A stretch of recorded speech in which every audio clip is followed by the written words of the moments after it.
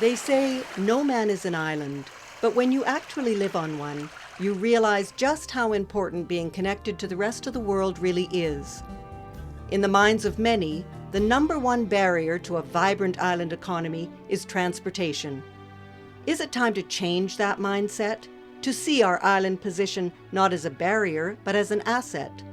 Are we ready to recognize our potential as a Western gateway to Canada and the rest of North America?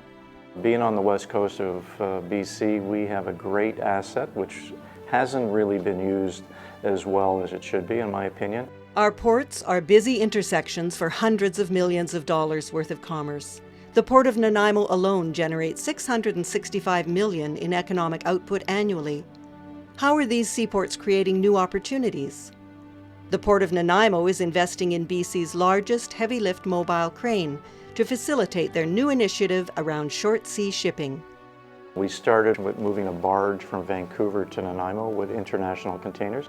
They hold about 150 40-foot equivalent containers. That's 140 or 150 less trucks on the highway. So we can actually move bulk cargo in a more efficient, greener, and economic way. And it's going to be a big step for Vancouver Island.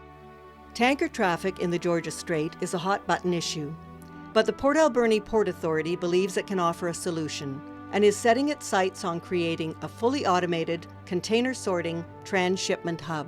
Reroute large container ships on its way to Seattle, Tacoma, and Vancouver, reroute them and have them offloaded in Port Alberni Inlet, load them back, and send them back to Asia. Meanwhile, we sort that cargo on a barge, and I like to call it by color if you want to, and deliver it for the last mile to the closest point to the end user. Both the Port of Nanaimo and Port Alberni plans would have significant economic and environmental benefits, reducing truck traffic through the Lower Mainland and diverting tanker traffic away from the Georgia Strait.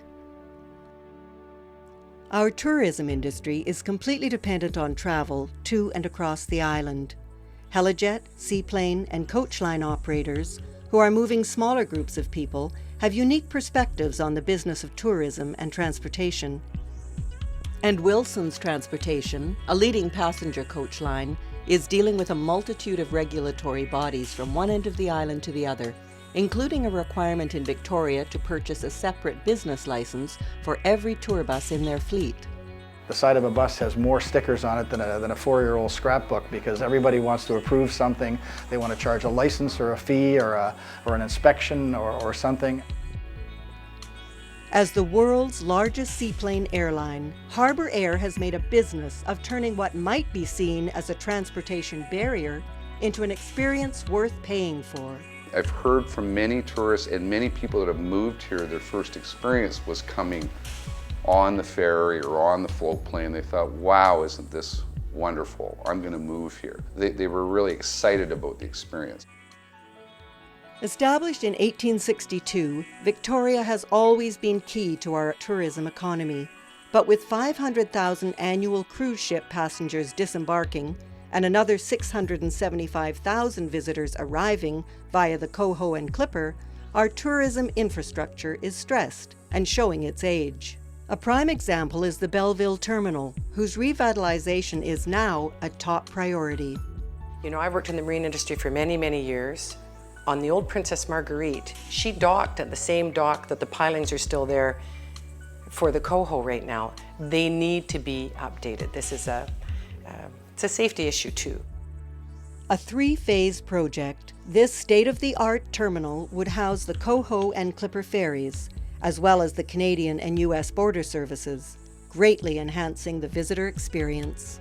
Well, I think common sense tells us that we should have a combined facility. We have 2 separate terminals within 150 yards that does not do justice to this region, to the experience that we want for our visitors. As this project moves forward, the involvement of all levels of government, as well as business and tourism organizations, will be crucial. On the Belleville side, it's been a dream project for everybody in the city, and I think now is the time where, you know, something that the city can be proud of and what the province can be proud of.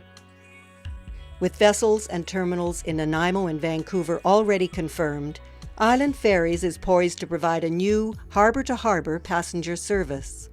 We're the group of people who are trying to put in place a fast passenger-only ferry service between downtown Nanaimo and downtown Vancouver. To complete their plans, the company is looking for an endorsement from the BC government to help them access the federal government's Building Canada Fund. And so we're looking for some sort of signal, some actual signal that we would be allowed to operate. Each of these marine initiatives is part of the overall transportation story, but they cannot operate in isolation. Island airports are experiencing unprecedented growth. How do they intend to capitalize on this and continue their upward trajectory?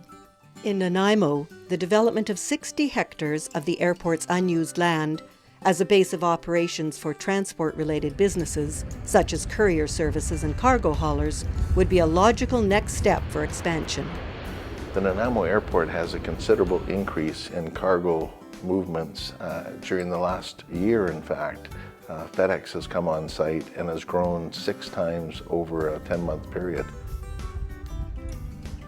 And with vital connections to highway, rail, and seaports nearby, this will be an ideal location for establishing an intermodal transportation hub.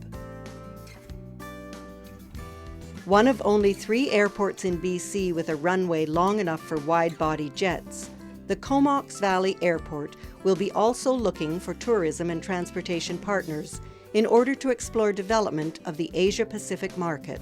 The airport piece of the puzzle is relatively easy, getting the aircraft in and out. And then we'll get those, whether they're tourists trying to get out to Ucluelet or to the North Island or Down Island, making sure that that flow is seamless will require the cooperation of all the players in the transportation game. Smaller regional airports are also looking to grow, and on the West Coast, fog is an ongoing problem for the Tofino Airport, where increased airport reliability is seen as essential for tourism growth. Our solution to this is to work with Parks Canada to remove the obstacles in the flight path, which are mostly trees, and then develop the GPS approach to bring the ceiling down from about 580 feet to 250 feet, which would increase our touchdowns in the summer by about 90%. In the Alberni Valley, expanding the airport runway and adding GPS capability would encourage an important aviation business to stay. And they've recently started converting C-130 Hercules for using as firefighting aircraft. They rely on the airport as a place of doing business. Whether arriving on Vancouver Island by air or sea, the next step in the transportation pathway is most often land-based. Globally, railways play a significant role in many economies, but here on the island, we have diminished rail service. Do we truly understand the implications? The current freight operator, Southern Railway, brings with it the potential to expand rail transport, but if current infrastructure is not upgraded, these opportunities will be missed. We're in a unique position since we've been involved on the island.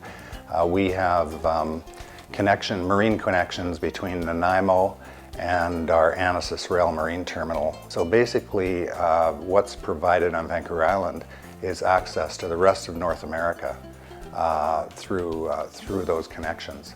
Can we complete the island transportation picture without a fully functioning and interconnected rail system? We all accept that roadways are vital to modern transportation, but what is our tipping point for investment? The Alberni-Clayoquot Regional District sees its single highway access as both a safety and economic development issue, and is seeking the support of government for an additional route. They have just promised to put $100,000 into a feasibility study on it, which is the very first time the government's put any money in. The city, the Port Authority, and the regional district have put all the money in the studies up till now. Every community on the island has expressed its desire for inter-regional public transit. Is it time for us to be joined together as an island-wide community? In Cowichan Valley, the number of commuters on their Cowichan-Victoria bus route demonstrates that in its case, the demand for inter-regional service exists. Cowichan Valley commuter service, as we mentioned, it carries about 6 trips a day per direction, and we have about, I'd say about 300 boardings a day with that service. So the buses are Some of them are packed, and some of them have a couple seats left, but it's starting to get pretty crowded. Island transit authorities will be undertaking feasibility studies to assess demand for regional transit throughout the island. Please identify the need in each of these transit future plans, but I think it does need a champion to speak to all of them. In fact, at the Nanaimo airport, conversations have already begun between the airport authority and the regional districts of Nanaimo and Cowichan Valley about creating an interregional public transit hub on airport lands.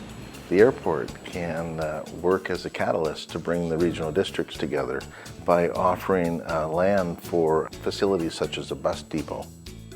What other partnerships might be formed as transit feasibility studies confirm public support for interregional transit? Can we make travel between communities a seamless experience? Promoting new ways of doing business requires leadership and courage. And while adopting new ideas can be daunting, some island businesses are embracing innovation and changes in technology. Harbour Air is the first airline in North America to achieve complete carbon neutrality in both their flight services and corporate operations. And the Nanaimo public transit system has begun using compressed natural gas to fuel some of their buses. ColdStar Solutions is also using CNG for their refrigerated trucks, and they are seeing results. So as far as cost savings at 30% to our bottom line, that's substantial for keeping our costs down. In turn, keeping the price of groceries down on Vancouver Island, which affects all of us. ColdStar is actively encouraging others to consider making the switch to CNG and are making the case for establishing partnerships to build multi-purpose fueling stations. A provincial moratorium on CNG tax increases would go a long way towards encouraging fleet conversion. Knowing that advances in technology are constant in a competitive environment, we need to be ready to invest in our future. Along with many other ideas and initiatives, the marine, air, and land transport plans presented here must be considered within the larger context of a long-term transportation plan for all of Vancouver Island. Are we ready to take a leadership role, to work together to find answers to the questions being asked? Have we reached a critical mass for interregional public transit? Do we know how diminished rail service affects the economy and strains our highways? Are we ready for changes to our seaports that will reduce environmental impacts while improving our economy? Is aging and inadequate tourism infrastructure holding us back? And are we ready to fulfill our potential as a Western gateway to Canada and the rest of North America?